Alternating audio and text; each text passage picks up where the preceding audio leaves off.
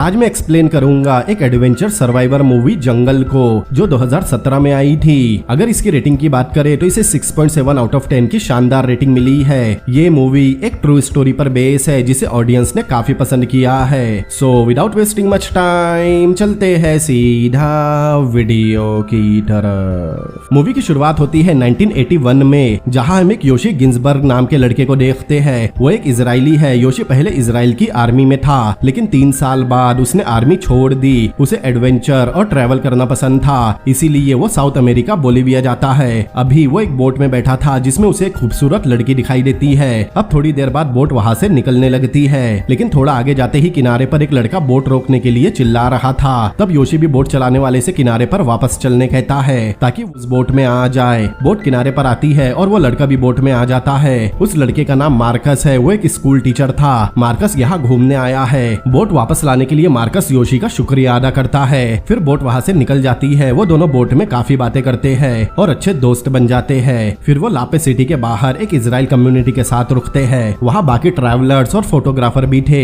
Yoshi Marcus को बताता है उसने अपने पेरेंट्स से कहा था वो 1 साल में घर वापस आ जाएगा, लेकिन अब उसका घर जाने का कोई इरादा नहीं। तभी वो लड़की उनके पास से गुजरती है और योशी को गुड मॉर्निंग विश करती है। ये देखकर मार्कस कहता है शायद वो लड़की उसे पसंद करती है। इसके बाद मार्कस और योशी कहीं घूमने निकलते हैं। तब मार्कस को वहाँ उसका एक पुराना दोस्त मिलता है जिसका नाम केविन है। केविन एक अमेरिकन हाइकर और फोटोग्राफर है। वो दोनों एक दूसरे को देखकर बहुत खुश होते हैं। मार्कस केविन को योशी से इंट्रोड्यूस करवाता है। योशी केविन को पहले से जानता था क्योंकि केविन साउथ अमेरिका का बहुत ही फेमस फोटोग्राफर है। अब योशी को भी पता है मार्कस उसका अच्छा दोस्त है। फिर वो तीनों उस जगह अच्छा सा समय बिताते हैं। योशी उन्हें बताता है कि उसे ट्रैवलिंग करना और मछलियाँ पकड़ना पसंद है। जब केविन और योशी बात कर रहे थे तब वो खूबसूरत लड़की योशी को ही देख रही थी और योशी भी उसे ही देख रहा था। अब अगले सीन में योशी उस लड़की के साथ था। वो लड़की उसे एक फल का रस निकाल कर देती है। वो एक नशीला फल था। कुछ देर बाद उन्हें नशा होता है। फिर वो नशे में एक क्वालिटी टाइम स्पेंड करते हैं। अगली सुबह दोनों साथ थे।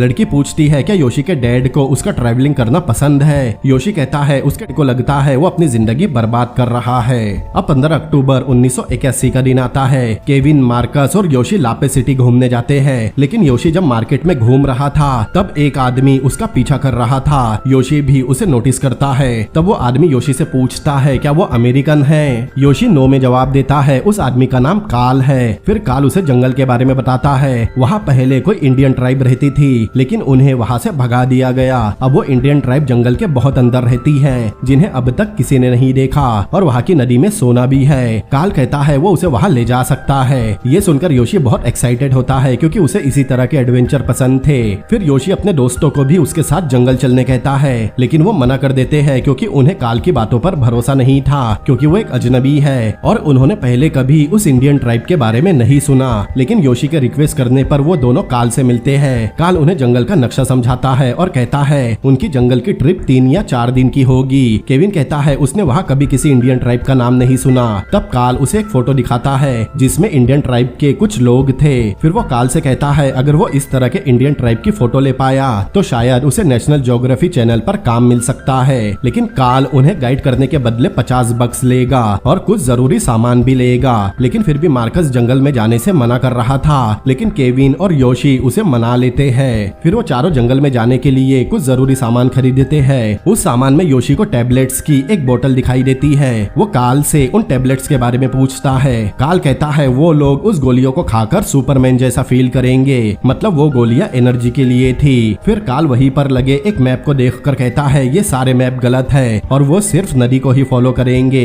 फिर तीनों जंगल में जाने के लिए तैयारी करते हैं। योशी बताता है काल ने जंगल में वॉलेट और घड़ियां ले जाने से मना किया है क्योंकि उसका मानना था जंगल में वक्त बहुत तेजी से कटता है और जंगल में रहने वाला कभी भूखा नहीं मरता। योशी के पास एक छोटी धार्मिक किताब भी थी। वो किताब उसे उसके अंकल ने दी थी और उससे कहा था वो किताब उसकी हमेशा रक्षा करेगी। योशी का मानना था उस किताब ने उसके अंकल को भी बहुत सारी मुसीबतों से बचाया था। जब उसके अंकल ने उसे वो किताब दी उसके 2 महीने बाद ही उनकी मौत हो गई। अब वो चारों एक प्राइवेट प्लेन में जा रहे थे। फिर वो अपोलो नाम की जगह पर उतरते हैं। वो जगह जंगल के बीच में थी और वो 4 नवंबर 1981 का दिन था। वहाँ से वो जंगल के अंदर जाते हैं। काल उन्हें बता है वो जंगल का आखिरी फ्रंटायर है, इसीलिए उन्हें जंगली जानवरों से बचकर रहना होगा। अब कुछ देर चलने के बाद रात हो जाती है। तब वो एक जगह पर टेंट लगाकर आग जलाते हैं। वहाँ काल उन्हें इंडियन ट्राइब ट्राइब के बारे में बताता है। उनका ट्राइब कल्चर आदि मानव के जमाने का है, लेकिन वो लोग फिर भी सबसे आगे है। उन्हें वो नहीं चाहिए जो उन जैसे लोगों के पास है, इसीलिए वो ट्राइब वाले आजाद है। तीनों काल की बातों को बहुत ध्यान से सुन रहे थे,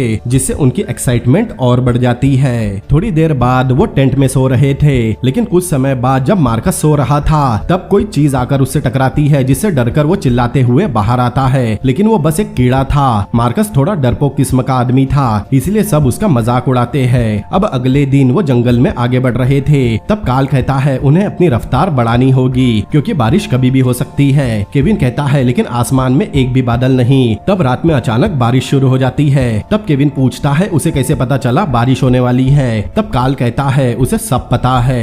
योशी कहता है काल जानवरों से भी बात कर सकता है। तब काल उनकी तरफ देखकर कहता है वो सिर्फ बंदरों से बात करता है। अब कुछ देर चलने के बाद बारिश रुक जाती है। वो सब काफी भीग चुके थे और ज्यादा चलने की वजह से थक भी गए थे, इसीलिए वो आग जलाकर अपने कपड़े सुखाते हैं। काल खाना बनाता है और कहता है दूसरे दिन उन्हें अच्छा खाना मिलेगा। फिर वो एक जगह की तरफ इशारा करते हुए कहता है वो जगह उनका इंतजार कर रही है और वो जल्द ही वहाँ पहुँच जाएंगे। ये सुनकर मार्कस को गुस्सा आ जाता है। वो कहता है गुरुजी को अपने भक्तों का ध्यान रखना चाहिए। मार्कस के इस बिहेवियर से केविन और योशी खुश नहीं होते, लेकिन तब भी दोनों उससे कुछ नहीं कहते।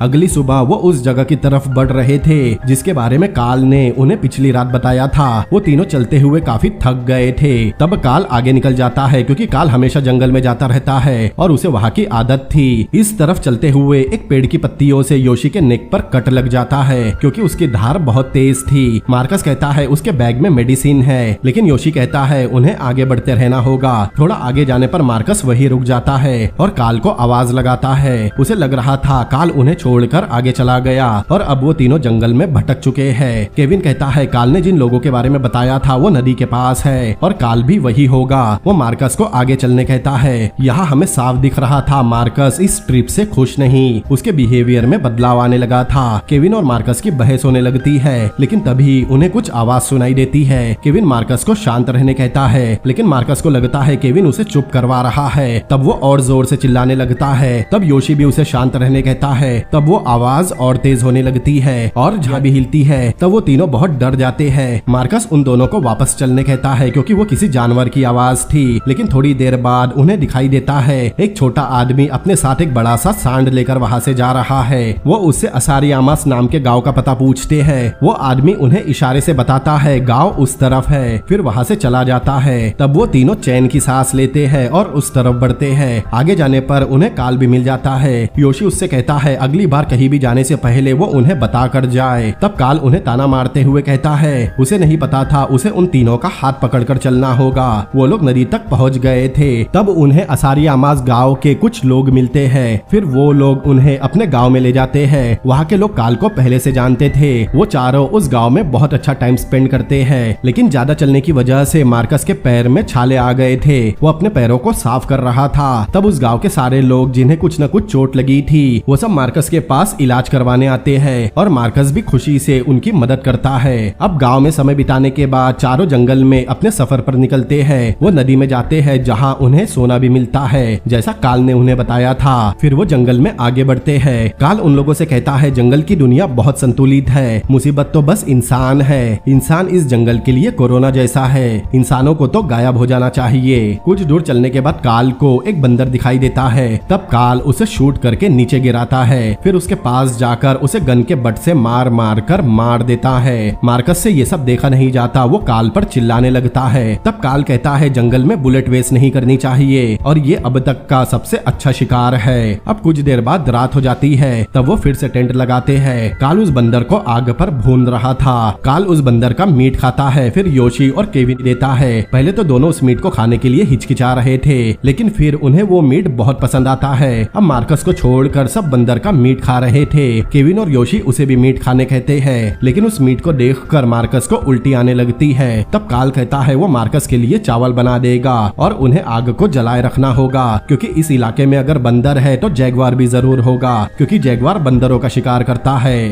अब अगले दिन वो आगे बढ़ रहे थे, लेकिन कुछ दूर चलने के बाद मार्कस अचानक बैठ जाता है, क्योंकि उसके पैर ज्यादा चलने की वजह से खराब हो रहे थे। तब वो नदी किनारे बैठ जाते हैं जहाँ काल मार्कस के पैरों को साफ करता है। तब योशी और केविन मार्कस से कहते हैं वो दोनों उसका सामान तुरंत उठा लेंगे। अब थोड़ी देर बाद चारों आगे बढ़ते हैं, लेकिन मार्कस को पैरों की वजह से बहुत तकलीफ हो रही थी। वो ठीक से चल भी नहीं पा रहा था, इसीलिए उन्हें फिर से एक जगह रुकना पड़ता है। योशी और केविन मार्कस से कुछ दूरी पर बैठे थे। तब केविन कहता है 10 या 15 दिन में जंगल में बारिश शुरू हो जाएगी और वो इस रफ्तार से आगे बढ़ते रहे तो बारिश में फंस सकते हैं। योशी कहता है उन्हें मार्कस की वजह से समय लग रहा है, क्योंकि वो लड़कियों जैसा बिहेव कर रहा है। अब मार्कस की वजह से उन्हें फिर से उस रात वही रुकना पड़ता है। काल सो गया था और वो तीनों आग के पास बैठे थे, लेकिन कोई भी किसी से बात नहीं कर रहा था। कुछ देर बाद केविन वहाँ से उठकर सोने चला जाता है। योशी भी कहता है उन्हें भी अब सो जाना चाहिए। तभी मार्कस कहता है उसे पता है उसकी वजह से उनकी चलने की रफ्तार कम हो गई, लेकिन इसमें उसकी कोई गलती नहीं, ये सब उसकी पैरों की वजह से है। उसे पता है अब वो तीनों दोस्त नहीं रहे,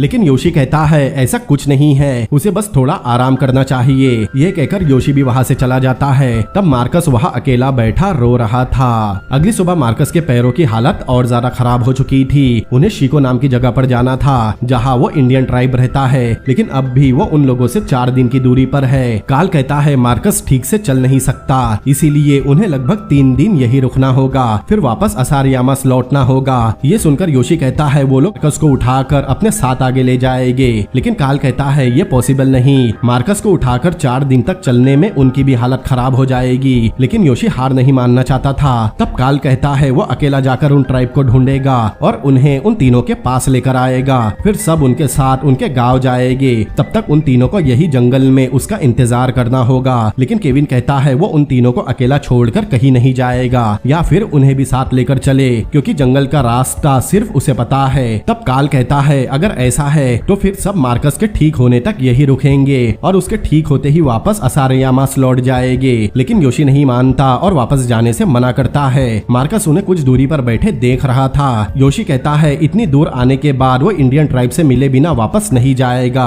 तब मार्कस उनके पास आता है। तब योशी उसे बताता है काल उन्हें वापस जाने बोल रहा है, लेकिन मार्कस कुछ नहीं कहता क्योंकि उसे भी वापस जाना था। तब केविन को मैप को देखकर एक आइडिया आता है कि अगर वो बोट बना ले तो नदी के रास्ते आगे जा सकते हैं, लेकिन ये सुनकर कार के चेहरे पर थोड़ा डर दिखाई देता है। काल कहता है ये मैप पर बहुत आसान लग रहा होगा, लेकिन नदी में रेंटिंग करके जाना बहुत खतरनाक है, लेकिन केविन कहता है उन्हें एक बार कोशिश करनी चाहिए। तब योशी और मार्कस भी मान जाते हैं। तब योशी काल से कहता है 1 के खिलाफ 3, मतलब मेजोरिटी की चलेगी। तब मजबूरन काल को भी मानना पड़ता है। अब वो राफ्ट बनाने के लिए लकड़ियां इकट्ठा करते हैं। लकड़ियों को काटते वक्त योशी को जोर से कुछ काट लेता है। काल बताता है उसे फायर एंट ने काटा है, जिसके काटने पर ऐसा लगता है जैसे किसी ने उस हिस्से पर आग लगा दी हो। बहुत पहले जो इंडियन जीसस को नहीं मानते थे, तब मिशनरीज उन्हें बांधकर उन पर बहुत सारी फायर एंट छोड़ देते थे। फिर वो लकड़ियों से एक राफ्ट बनाते हैं और उसे चलाने के लिए काल लकड़ियों को काट कर पेडल बनाता है। वो राफ्ट का डायरेक्शन चेंज करने के लिए एक बड़ा लकड़ी का पोल भी रखते हैं। काल तीनों से कहता है उन्हें एक टीम की तरह काम करना होगा। ठहरे पानी में वो लोग पेडल का इस्तेमाल करेंगे और जब नदी का बहाव बढ़ जाएगा तब उन्हें राफ्ट को पोल से कंट्रोल करना होगा। फिर वो तीनों को राफ्ट पर उनकी पोजीशन बताता है और कहता है टीम को वो खुद लीड करेगा। अब वो राफ्ट को नदी में उतारते हैं और सब अपनी अपनी पोजीशन लेते हैं। पानी का बहाव कम था, इसीलिए वो पेडल का यूज कर रहे थे। तीनों फिलहाल बोटिंग को बहुत इंजॉय भी करते हैं, लेकिन थोड़ा आगे जाने के बाद नदी का बहाव बढ़ जाता है और आगे बहुत बड़ी बड़ी चट्टाने भी थी। काल कहता है उन्हें नदी के बीच में से ही चलना होगा, लेकिन नदी का बहाव और ज्यादा बढ़ जाता है। उस समय चारों बहुत डर जाते हैं। काल उन्हें कभी लेफ्ट में जाने कहता है तो कभी राइट में। योशी डायरेक्शन के लिए पोल का इस्तेमाल करता है, लेकिन वो भी उसके हाथ से छूट जाता है। केविन कहता है उन्हें नदी के बहाव के साथ चलना चाहिए, लेकिन काल लेफ्ट राइट चलने बोल रहा था। तब केविन को काल पर गुस्सा आता है और वो दोनों राफ्ट पर ही लड़ना शुरू कर देते हैं। तब उन्हें योशी रोकता है। अब कुछ दूर चलने के बाद वो राफ्ट को किनारे पर लाते हैं। मार्कस केविन से कहता है राफ्ट पर काल लीड कर रहा था, तो फिर वो ऑर्डर क्यों दे रहा था। तब योशी काल से आगे का प्लान पूछता है। काल कहता है आज रात वो यही रुकेंगे और दूसरे दिन राफ्ट से आगे बढ़ेंगे। ये बोलकर वो शिकार करने चला जाता है। तब मार्कस केविन को ब्लेम करता है कि काल उसकी वजह से चला गया। काल को ही पता है वो इस वक्त कहाँ है और आगे क्या करना है। अब शाम हो रही थी। केविन योशी से पूछता है क्या उसने राफ्ट पर काल का बिहेवियर देखा था। वो बहुत ज्यादा डरा हुआ था, उसे समझ नहीं आ रहा था उसे क्या करना है। दरअसल केविन को लग रहा था काल को तैरना नहीं आता, इसीलिए वो नदी के रास्ते जाने से मना कर रहा है। काल अब तक शिकार से वापस नहीं आया था। मार्कस केविन से कहता है काल उसकी वजह से चला गया, इसीलिए उसे ही काल को जाकर ढूंढना होगा। तब योशी कहता है वो उसे जाकर ढूंढेगा, योशी उसे ढूंढने जंगल में जाता है और उसे आवाज देता है, लेकिन उसका कोई जवाब नहीं आता। तभी अचानक काल उसके सामने आता है और उसके बाजू में अपनी गन से फायर करता है, जिससे योशी बहुत डर गया था। वो पूछता है उसने ऐसा क्यों किया। काल कहता है उसके पीछे जैगवार था, इसीलिए उसे शूट करना पड़ा, लेकिन वहाँ कोई जैगवार नहीं होता। अगली सुबह सब अपना बैग पैक करके दोबारा सफर शुरू करने तैयार थे। तब काल नदी किनारे बैठा था। केविन उसे साथ चलने कहता है, लेकिन काल अब उन्हें उसके बिना ही आगे बढ़ने बोल रहा था। काल कहता है वो राफ्ट से नहीं बल्कि जंगल के रास्ते जाएगा। केविन पूछता है क्या उसे रेंटिंग से डर लगता है इसीलिए वो ऐसा कर रहा है, या फिर वो उससे नाराज है। काल कहता है अब से केविन राफ्ट का कैप्टन है और वो जंगल के रास्ते हाइकिंग करते हुए 3 दिन में इपुरामा नाम की जगह पहुंच जाएगा। वो उन लोगों से कहता है वो भी उसके साथ जंगल के रास्ते चल सकते हैं या फिर नदी में डूबकर मछलियों का खाना बन सकते हैं। वो इनसे डिसाइड करने कहता है कि उन्हें क्या करना है, क्योंकि अब वो बॉस है। और आखिर में कहता है 3 के खिलाफ 1। आगे हम देखते हैं योशी और केविन नदी किनारे बैठकर आगे का प्लान बना रहे हैं। केविन कहता है उसे डूबकर मरने का कोई शौक नहीं, लेकिन वो बोटिंग करके अपने डेस्टिनेशन पर जल्दी पहुंच सकते हैं। योशी कहता है उसे भी बोटिंग करके ही जाना है, लेकिन मार्कस भी उनके साथ आएगा, लेकिन वो मार्कस को अपने साथ नहीं ले जा सकते। केविन कहता है वो काल के साथ ही सेफ रहेगा, मतलब वो चाहते थे मार्कस उनके साथ ना आकर काल के साथ जंगल के रास्ते जाए। योशी बात करने मार्कस के पास जाता है। वो मार्कस से कहता है केविन काल के बिना ही नदी के रास्ते जाना चाहता है। मार्कस कहता है केविन को नदी के रास्ते अकेले नहीं जाना चाहिए। योशी कहता है अगर केविन अकेला सफर करेगा तो उसकी जान को खतरा भी हो सकता है, इसीलिए उन दोनों में से किसी एक को उसके साथ जाना होगा। फिर योशी मार्कस से कहता है उसके पैर बहुत खराब हो चुके हैं, इसीलिए वो राफ्ट पर नहीं आ सकता। तब मार्कस कहता है उसके पैर अब ठीक है, मतलब वो भी उनके साथ नदी के रास्ते राफ्ट पर आना चाहता था। योशी कहता है अगर वो उसकी जगह होता तो काल के साथ जाता और 3 दिन में वहाँ से निकल जाता। तब मार्कस समझ जाता है वो दोनों उसे अपने साथ नहीं ले जाना चाहते, इसीलिए वो काल के साथ जाने तैयार हो जाता है। थोड़ी देर बाद काल केविन और योशी को नदी का मैप समझाता है। वो बताता है नदी में आगे जाने के बाद एक बहुत ही डेंजरस जगह आती है। वहाँ दाई तरफ उन्हें बीच दिखेगा, उन्हें वहाँ रुक जाना है और भूल कर भी वहाँ से नदी में आगे नहीं जाना, क्योंकि वहाँ से आगे उन्हें फिर कोई बीच नहीं मिलेगा। वहाँ नदी का बहाव भी बहुत ज्यादा होगा और बहुत सारी चट्टाने भी होगी। अगर वो उस किनारे पर नहीं रुके तो मर भी सकते हैं। अब वो एक दूसरे से अलग होने वाले थे। तब काल योशी के कान में कहता है वो मैन ऑफ एक्शन है, जो कि एक अच्छा कॉम्प्लीमेंट था। काल कहता है जंगल से बाहर निकलकर वो दोनों लापे सिटी में उन दोनों का वेट करेंगे। मार्कस योशी से कहता है अगर उस दिन वो बोट वापस पलटकर नहीं आती तो शायद वो दोनों कभी नहीं मिलते।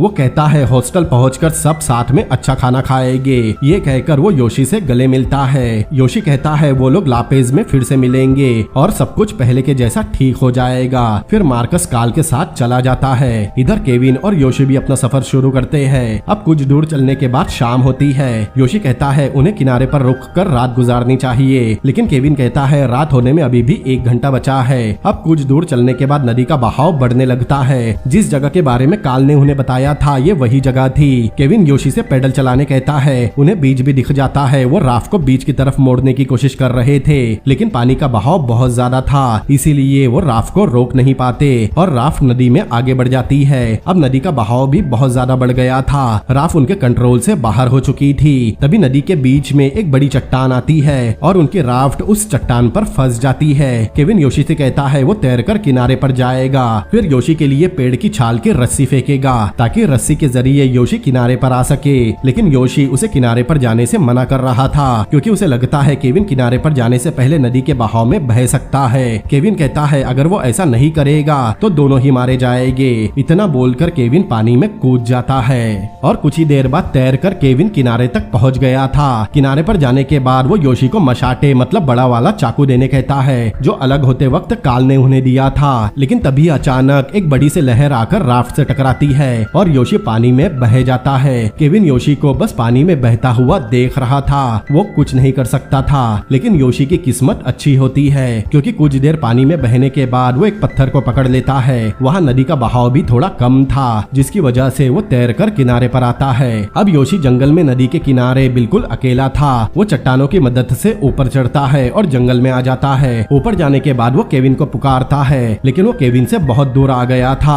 अब थोड़ी देर बाद रात भी हो जाती है। फिर बारिश भी शुरू हो जाती है। योशी एक बड़े से पत्थर के नीचे बैठा था। वो रात वही गुजारता है। अगले दिन सुबह योशी को कोई आवाज आती है, जिससे उसकी नींद भी खुलती है। वो तुरंत नदी के पास जाता है। तब तब उसे दिखाई देता है उसका बैग नदी में बह रहा है। तब योशी नदी में कूदकर बड़ी मुश्किल से अपना बैग बाहर निकालता है। थोड़ी देर बाद वो अपना बैग चेक करता है। उसके बैग में वो छोटी किताब थी जो उसकी रक्षा के लिए उसके अंकल ने दी थी। योशी को अपने बैग में वो छोटी बोतल भी मिलती है जिसमें एनर्जी की गोलियां थी। योशी उन गोलियों को खा लेता है और केविन को ढूंढना शुरू करता है। वो बहुत देर तक केविन को ढूंढता रहता है लेकिन उसे केविन नहीं मिलता। तब वो एक जगह बैठ जाता है। फिर एक मैप बनाता है जिसमें उसकी खुद की लोकेशन होती है और उस मैप को एक कपड़े में लपेटकर वही छोड़ देता है ताकि अगर वहाँ केविन आए तो उसे वो मैप मिल सके। तब उसे पता चल जाएगा योशी वही आसपास है। अब जंगल में उसे 6 दिन हो गए थे। वो भूखा प्यासा जंगल में भटक रहा था। तब उसे कुछ जंगली फल दिखते हैं। वो उन्हें तोड़ने एक पेड़ पर चढ़ता है लेकिन उस पेड़ पर एक सांप था जिसे देखकर योशी डरकर नीचे कूद जाता है। तब उसे काल की कही बात याद आती है कि वो मैन ऑफ एक्शन है। तब वो फिर से पेड़ पर चढ़ता है और उस सांप को अपने हाथों से पकड़कर नीचे फेंकता है और एक पत्थर से उसे मार देता है। अब कुछ देर में रात हो जाती है। योशी एक पेड़ के नीचे सोने जाता है। उसे बहुत डर भी लग रहा था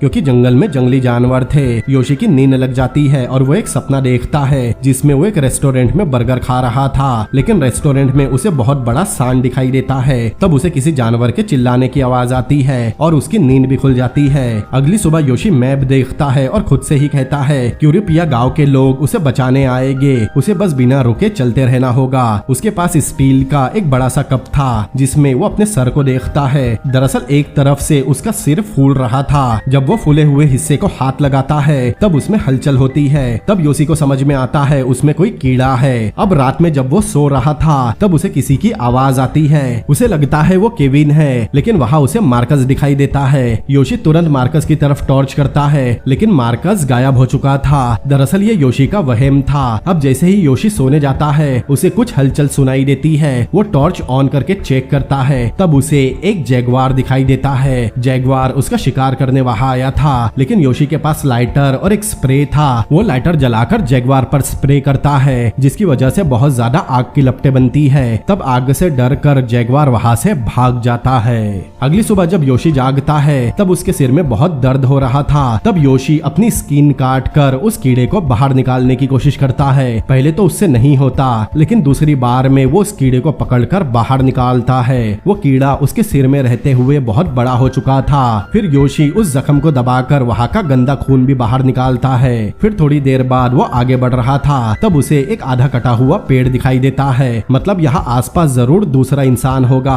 तब योशी काफी खुश होता है। तब थोड़ा आगे बढ़ने पर उसे किसी पक्षी के अंडे नजर आते हैं। उन अंडे को फोड़ने पर योशी को दिखाई देता है उन अंडों में बच्चे भी है लेकिन योशी बहुत भूखा था इसलिए वो बड़ी मुश्किल से उन अंडों को बच्चों के साथ कच्चा ही खा लेता है। अब आगे कुछ देर चलने के बाद योशी को वहाँ आदिवासियों के टूटे हुए झोपड़े दिखाई देते हैं लेकिन वहाँ के आदिवासी जा चुके थे और उनका सामान भी किसी काम का नहीं था। योशी को लगता है शायद यही क्यूरी पाया है। वहाँ रुक कर कुछ देर आराम करने का सोचता है। अब योशी वहाँ आग जलाता है और अपने जूते और सॉक्स उतारता है। उसके पैर भी बुरी तरह खराब हो चुके थे। ये देखकर वो रोने लगता है और मार्कस से माफी मांगने लगता है क्योंकि जब मार्कस के पैर खराब हुए थे तब योशी उसकी तकलीफ समझ नहीं सका। वो खुद से कहता है क्योंकि वो मार्कस से भी ज्यादा डरपोक है। अगले दिन सुबह वो आगे बढ़ रहा था तब कुछ देर चलने के बाद उसे किसी के जूतों के निशान दिखाई देते हैं। योशी उस निशान को हाथ लगाता है। वो गीले थे मतलब वहाँ से जो गुजरा होगा वो अभी आसपास ही होगा। योशी को लगता है केविन उसके आसपास है। वो उसे आवाज देने लगता है। तब उसकी नजर उन अंडों के छिलकों पर पड़ती है जो एक दिन पहले उसने खुद खाकर फेंके थे। तब वो उस निशान पर अपना पैर रखता है। तब उसे समझ आता है ये उसी के जूतों के निशान है। मतलब वो घूम फिर कर वही आ गया जहाँ से वो चला था।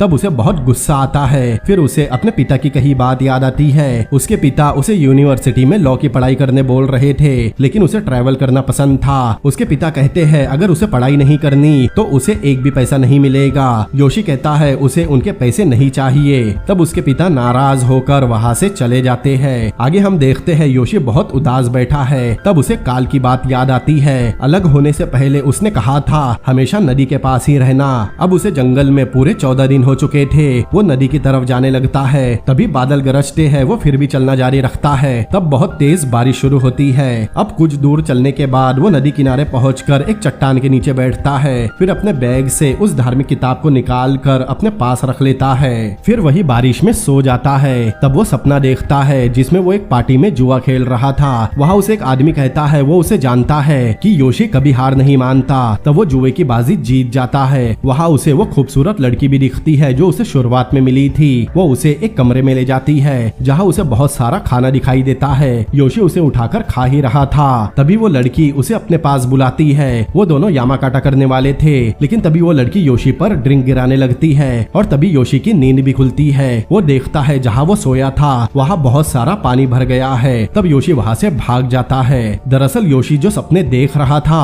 वो सब वो चीजें थी जो उसे इस समय चाहिए थी। आप ऐसा बोल सकते हैं वो सब उसकी फैंटेसीज थी। वही दूसरी तरफ एक गांव के कुछ लोग नदी किनारे आते हैं, तब उन्हें वहाँ केविन बेहोश दिखाई देता है। वो उसे उठाते हैं और अपनी बोट में गांव ले जाते हैं। उस गांव का नाम रुरेनाबेक था जो क्यूरीपाया से 120 माइल दूर था। मतलब योशी उनसे 120 माइल दूर है। उस गांव के लोग केविन को हैरानी की नजरों से देख रहे थे। कुछ समय बाद उस गांव की एक नन केविन को कैप्टन अरमांडो के बारे में बताती है जो वहाँ का लोकल ऑफिसर था। केविन अरमांडो से मिलकर उसे बताता है उसका दोस्त योशी जंगल में फंसा हुआ है। अगर वो नदी में नहीं डूबा होगा तो अभी तक जिंदा होगा, क्योंकि वो हार मानने वालों में से नहीं। उन्हें जंगल में जाकर उसे ढूंढना चाहिए। वही दूसरी तरफ जंगल में योशी एक चट्टान से बहते पानी को पी रहा था। तब अचानक उसे प्लेन की आवाज सुनाई देती है। वो देखता है ऊपर से एक प्लेन जा रहा है। वो उसे देखकर इशारा करता है और जोर जोर से चिल्लाने लगता है, लेकिन वो प्लेन उसे देखे बिना वहाँ से चला जाता है। उस प्लेन में केविन था जो उसे ढूंढने निकला था। प्लेन ज्यादा हाइट पर उड़ने की वजह से केविन को जंगल में कुछ दिखाई नहीं देता। केविन पायलट से प्लेन थोड़ा नीचे उड़ाने कहता है, लेकिन पायलट मना कर देता है। इधर योशी भी बहुत रोता है क्योंकि ये उसके लिए खुद को बचाने का आखिरी मौका था। अगले दिन केविन अरमांडो को बताता है वो बहुत ज्यादा ऊंचाई पर थे, जिसकी वजह से उसे नीचे कुछ दिखाई नहीं दिया। अरमांडो कहता है उसके दोस्त को जंगल में 3 हफ्ते हो चुके हैं और इतने दिन जंगल में कोई जिंदा नहीं बचता। वो केविन को घर जाने कहता है क्योंकि वो लकी है कि इस जंगल में जिंदा बच गया। लेकिन केविन कहता है उसका दिल अब भी यही कहता है कि उसका दोस्त योशी जिंदा है। वो अरमांडो को पायलट से बात करने कहता है ताकि वो फिर से जंगल में योशी को ढूंढ सके, लेकिन अरमांडो कहता है वो उसकी कोई मदद नहीं कर सकता। तब केविन कहता है वो अकेला ही उसे ढूंढने जाएगा। अरमांडो कहता है वो उसे ढूंढने में खुद भी मर सकता है। केविन कहता है तब वो खुशी से मरेगा। ये बोलकर केविन वहाँ से जाने लगता है। तब अरमांडो उसे रोककर बताता है एक आदमी है जो उसकी मदद कर सकता है। वो उसे एक बोट वाले के पास भेजता है। केविन बोट वाले को बताता है उसे कैप्टन अरमांडो ने भेजा है। फिर केविन उसे योशी के बारे में बताता है जो नदी में 17 दिन पहले खो गया था, लेकिन बोट वाला कहता है अब तक वो मर चुका होगा। केविन कहता है योशी जिंदा है और वो उसे ढूंढने में उसकी मदद करे, लेकिन बोट वाला नदी में जाने से मना कर रहा था। केविन उससे चलने के लिए रिक्वेस्ट करता है, लेकिन वो तब भी नहीं मानता।